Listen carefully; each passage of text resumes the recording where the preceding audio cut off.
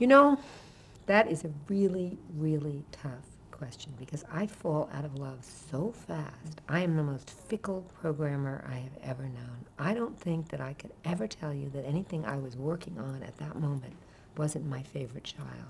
And I don't think I could tell you that anything that I did in the past was my favorite. Um, it's over when it's over.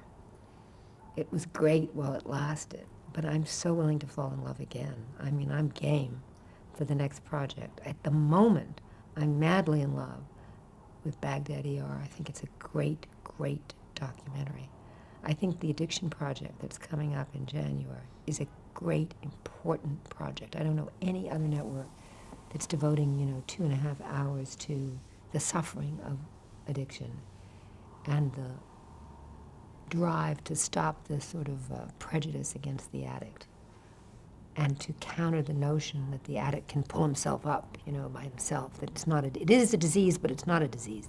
It's a disease, but there's no parity in terms of health insurance. It is a disease, but if you just say no, you can get rid of it. The whole evolution of the addictive personality and how families cope and how the addict regains his pride and his ability to sort of foster strength in fighting back is really very important. So I'm madly in love with that show because I think it's an untouched subject on television. I'm madly in love with Cathouse. I'm just madly in love with the whores. I love them. They're honest, they're great actresses. The greatest actresses in the business are in this expensive whorehouse. I mean, to act like this guy matters to you? Jesus, you gotta be really an actress, studio actress to do that. What you see is what you get. I mean, we don't show exactly, but we get pretty close. We're very tasteful even when we're in a whorehouse. We're very tasteful when we're in a war zone. We're elegant people. We do elegant things, but we go anywhere. I can't answer. They're so hard. They're all torture. They keep you up at night. You wake up in the middle of the night and you think of something you did wrong, or a line that's wrong, or this part should be there and that part should be there. And then you leave voice messages to people at 3:30 in the morning and they think you're nuts, and you're so angry that it says what time you called. Why? Why does it do that? If I could just erase that, then they'd think I was normal. They wouldn't say, you called me Saturday at 3:30 a.m. How dare they have that information? I can't stand it. Sometimes I wait till 6, but I'm afraid I'll forget. I hate that.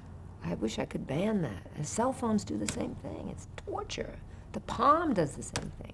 Every email, they know what a nut you are. It's annoying. But I struggle through everything. I struggle through Cathouse to make it honest to the subject and lovable to the sort of sexuality of human beings. I struggle with Iraq because it's so painful to look at. And I don't want it to be too bloody, but I want it to be bloody enough to be real. I struggle with addiction because I know that this is the only shot some people will have at finding a way out. Not a cure, but a way out of their own disgrace. I suffer the fact that everybody in the world doesn't get HBO, and that maybe not everybody will see my show that night. I suffer competitive things, that, Jesus, they got a big ad and I got a little ad.